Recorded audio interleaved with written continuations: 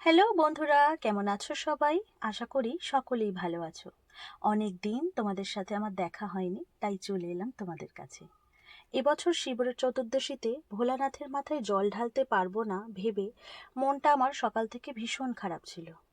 কিন্তু উপোস আমি করেছিলাম। সেই ছোটবেলা থেকে শিবরাত্রির ব্রত করি।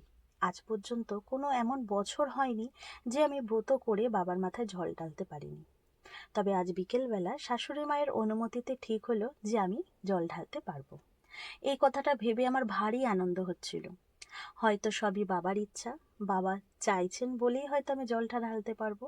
হয়তো উনি আমার পরীক্ষাও নিচ্ছিলেন। যাই হোক, সন্ধেবেলায় ঠাকুরমশাই চলে এসেছেন মন্দিরে।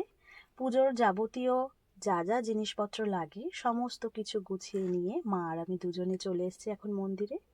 আর এই মন্দিরটার কথা তো তোমাদের আমি আগেও বলেছি, এটা হলো আমার পাড়ার মন্দির।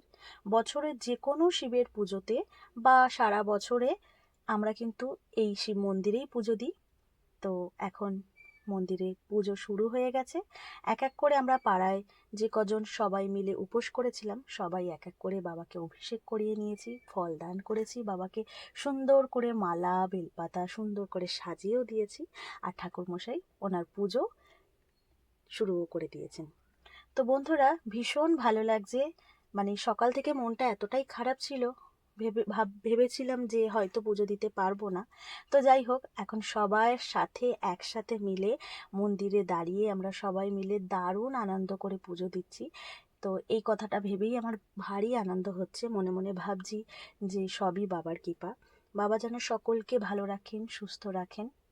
তো দেখো, এখন চলছে আমাদের শিব পুজোর যজ্ঞ। আর এরপর আমরা সবাই মিলে একসাথে পুষ্পাঞ্জলি দেব। আর এবছরের পুজোটা যে আমি এত ভালো এত সুন্দরভাবে দিতে পারবো সেটাও আমার কাছে খুবই একটা পাওয়া। সবই বাবার ইচ্ছা।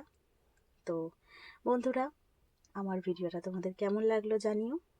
আর কে কোথা থেকে দেখছো সেটাও জানিও। দেখার জন্য কোনো ভিডিওতে।